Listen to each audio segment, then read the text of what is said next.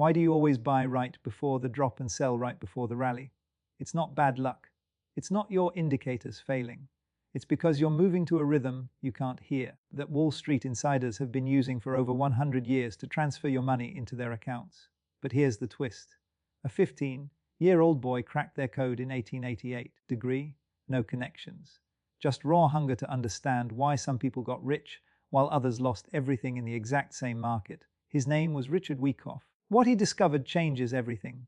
Every single day, billions of dollars shift from retail traders into institutional accounts. It's not random, it's a choreographed dance, and you've been watching it without knowing the steps existed. Welcome to Trading Psychology Stick. Quick disclaimer, this is purely educational. I'm not a financial advisor, and nothing here is investment advice. Always do your own research and manage your risk. This video will transform how you see every chart. You'll never look at volume the same way. You'll never see a trading range as sideways noise. And you'll start spotting smart money's footprints before they move. Are you ready? Chart 1: The origin story and 3 fundamental laws. Richard Wyckoff started as a stock runner at 15, sprinting through New York streets, delivering certificates between brokers. While other kids were in school, young Richard was absorbing Wall Street's rhythm. He noticed something unusual. The market moved in waves that seemed orchestrated, like someone behind the curtain was pulling strings. His early 20s, he'd climbed from runner to broker. He'd watch a wealthy industrialist quietly buy railroad shares while newspapers ran articles about how railroads were dying. 6 months later, that stock would double, and the industrialist would sell to the excited public. The pattern kept repeating. Buy in silence. Create the narrative. Sell into excitement. In 1907, instead of just getting rich, he founded the Magazine of Wall Street. His mission was to expose the game. Because Wyckoff saw families destroyed, dreams crushed, all because of information asymmetry. His revolutionary idea, you don't need insider information if you can read the insider's footprints on the chart, from decades of experience, distilled everything into 3 fundamental laws. Law 1: supply and demand. Price doesn't move because of news or earnings. It moves because the balance between buyers and sellers shifts. Everything else is just the story told afterward. Large institutional players understand this deeply. To accumulate a large position without driving price up, they do it when supply is plentiful and demand is weak. This is why stocks form bottoms in the most pessimistic environments, because fundamentals improved, but because smart money finished accumulating. Law 2: cause and effect. Before any significant move happens, there must be preparation, called this preparation cause. The effect is the subsequent price move. The amount of cause determines the extent of the effect. When a stock trades sideways for weeks or months, building cause, the longer the consolidation, the larger the eventual move. Law 3: effort versus result. Effort is volume, result is price movement. You see massive volume but minimal price movement, something important is happening. Either accumulation or distribution. When you see huge selling volume but price doesn't drop, absorption. Smart money is buying everything the public is selling. This is how bottoms form. These 3 laws work together. Supply and demand determine direction, and effect determine magnitude. Effort versus result reveals what's happening beneath the surface. Schematic, the composite operator, and the market cycle. All the smart money in the market, all the hedge funds, institutions, market makers, operating through a shared understanding of market psychology. Imagine this collective intelligence as a single entity, a master trader with unlimited resources, infinite patience, and complete understanding of crowd psychology. The composite operator. It isn't real, it's a mental model. But once you view the market through this lens, everything changes. Every shakeout makes sense. Every false breakout has a purpose. Every stop hunt becomes predictable. The cycle has 4 phases. Accumulation. The composite operator wants to build a large position. They placed massive buy orders, price would skyrocket. So they accumulate during fear and uncertainty. When retail traders panic and sell, institutional money quietly absorbs every share. Is why you see capitulation events at bottoms. That final flush lower is the composite operator creating the optimal buying opportunity, markup. Once accumulated, they manage the rise, creating higher lows and higher highs. Retail traders notice the trend. News becomes positive. Everyone gets comfortable. Distribution. Now they hold a massive appreciated position. Distribute during optimism and excitement. When retail traders buy enthusiastically, institutional money quietly sells every share. That final push higher creating FOMO. That's the optimal selling opportunity, marked down. Once distributed, the composite operator no longer supports the stock. With only retail traders holding shares, price falls. Further broke this cycle into specific phases. Phase A stops the previous trend. You see a selling climax, massive volume, wide price swings, as the composite operator absorbs shares. An automatic rally followed by a secondary test. If price can't make a new low on lighter volume, selling is over. Phase B builds cause. The stock meanders back and forth. Traders abandon it for something exciting. But this is exactly when the composite operator works hardest. The longer this phase, the more cause is built, and the bigger the eventual move. C is the final test, the spring. The stock breaks below support, stops trigger, shorts pile on, fear spreads, then suddenly the stock reverses back into the range. Breakdown was fake, a trap to capture the last supply and shake out final weak hands before the real move begins. Phase D is where the trend begins. The stock makes higher lows, through the range with strength, volume increases on rallies. The composite operator has finished accumulating. You'll see the last point of support, a final pullback before the major move, your last clear entry alongside smart money. Phase E is the markup, where the public finally notices, articles get written, analysts upgrade. The composite operator gradually distributes into all that enthusiasm. You don't buy in Phase E when everyone's excited. You buy in Phase C or early Phase D when it still looks uncertain. Patience in position, aggression in execution. Hijack third accumulation and distribution schematics. The accumulation schematic begins with preliminary support. First sign selling may be exhausted. Then the selling climax, maximum drama, terrible news, rock bottom sentiment, exploding volume. This is maximum pain and maximum opportunity. The composite operator is buying everything the public is selling. After the climax, the automatic rally bounces price sharply. Then the secondary test drifts back toward the low. If it can't make a new low on lighter volume, selling is exhausted. Phase B consolidation follows. Weeks of back and forth, nothing exciting. But beneath the surface, each test of lows happens on progressively lighter volume. Supply is drying up, then the spring arrives. One morning the stock breaks below support. Stops trigger, shorts pile on. The breakdown is on light volume, price doesn't collapse, and the stock quickly reverses back above support. The composite operator shook the tree one final time, trapping shorts and absorbing those shares. The last point of support follows, a final pullback to the upper portion of the range that holds. The sign of strength breakout on increasing volume. Phase D pullbacks find support at higher and higher levels. These are your final entries before major markup. Distribution mirrors accumulation, but psychology is inverted. Fear during accumulation, greed during distribution.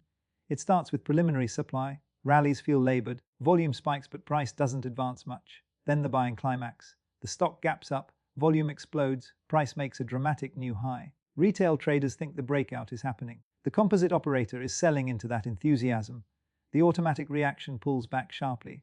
The secondary test rallies toward the high but fails on lighter volume. B develops a trading range that looks like healthy consolidation but is really a transfer from strong hands to weak hands. Then the upthrust after distribution, a false breakout above the range that traps buyers before collapsing back. Phase D begins with lower highs, breaks below the range, signs of weakness. Point of supply is your final exit before markdown accelerates. This schematic has played out at every major market top in history. The details vary.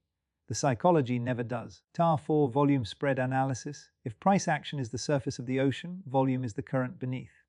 A trader who ignores volume will never profit consistently. The core principle. It's not volume in isolation that matters. It's the relationship between volume and price spread that tells the story. High volume on up bars with narrow spreads is a warning. That effort produced little result. Someone is selling into buying pressure. Distribution in plain sight. High volume on down bars with narrow spreads is absorption. Money buying everything being sold. Accumulation in plain sight. Low volume on pullbacks during an uptrend is healthy, no supply. Nobody wants to sell. Making new highs on declining volume after a long uptrend is exhaustion. Like a marathon runner stumbling across the finish line. Key patterns to watch. No demand bar. Bar on very low volume near a potential top. The composite operator tested whether buying interest exists at elevated prices. It doesn't. Usually followed by decline. No supply bar. A down bar on very low volume during accumulation. No selling left at depressed prices. Usually followed by rally, stopping volume. A massive volume spike on a down bar during a downtrend. Price doesn't collapse further. Professional absorption. Often marks important bottoms. Climactic volume. Extreme volume at turning points. Selling climax or buying climax. These emotional extremes are exactly when the composite operator does their best work. Volume spread analysis turns your charts into an X-ray machine. While others see green and red bars, seeing the transfer of shares from weak hands to strong hands. Preparation before major moves. Warning signs before trend changes. Hoc-up-TR 5-point and figure charting, and figure charts strip away market noise and show only significant price movement. Unlike time-based charts, time is irrelevant here. Only price change matters. The chart uses columns of X for rising prices and O's for falling prices. You only record moves exceeding your chosen box size. When price reverses by 3 boxes, you start a new column, filters noise, and creates a clean visual of the supply and demand battle. The horizontal count method is how you measure cause. Count the number of columns across the trading range. Apply the count by the box size and add it to the base for your upside price target. Example, a stock trading between $40 and $48, 1-point box size, 30 columns counted, 30 points of potential move. Add 30 to the range low of 40. Price objective $70. Does it always hit exactly? No. Wyckoff traders have observed for over 100 years these counts tend to be remarkably accurate. Because the count measures how many shares changed hands. A longer count means larger players building larger positions. When they eventually mark up the stock, they create enough movement to justify their effort. It's the law of cause and effect, quantified. Use bar charts for visual clarity and pattern recognition. Use point and figure charts for counting cause and setting price objectives. Together they give you both the story and the mathematics. That's the edge Wyckoff gives you. Not just art, not just science. Both. Schematic 60 practical application. Without application is just entertainment. Here's your systematic framework. Step 1. Determine market environment. Before analyzing any stock, where the overall market is in its cycle, pull up the S&P 500 on a daily or weekly chart. If the market is in accumulation or early markup, green light for longs. In distribution or markdown, be cautious. Trade with the market, not against it. Step 2. Build a relative strength watch list. Screen for stocks that outperformed the market over the last 3 to 6 months. Stocks that rose more during rallies and fell less during pullbacks. This indicates professional interest. Money supports their positions. Aim for 20 to 50 stocks. Step 3. Analyze each stock for Wyckoff setups.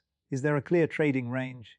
How long has it consolidated? Do volume patterns look like? Tests of support on declining volume. A spring forming or completed? You want stocks in phase C or early phase D, stocks that already broke out and moved 30%. Step 4. Apply the 9 tests. For your best 5 to 10 candidates, run through this checklist. Market position and trend. Strength versus market. Sympathy with or against market.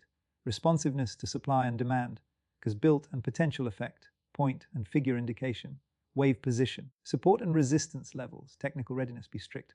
If a stock fails even one test significantly, move on. Step 5. Set your entry, stop and position size. For accumulation trades, your stop goes just below the spring low or the bottom of the trading range. Position size should be calculated so that if your stop hits, you lose only 1 to 2% of your account. Even great setups fail. You must survive to trade another day. Step 6. Monitor and follow your plan. Once in, hardest part is doing nothing. Don't micromanage. Don't panic on normal volatility. Trust your analysis. But watch for character changes, volume pattern shifts, signs of weakness. Below last points of support. The most common mistakes traders make with Wyckoff. Entering too early in phase B, then watching capital sit idle for weeks before giving up right before the move.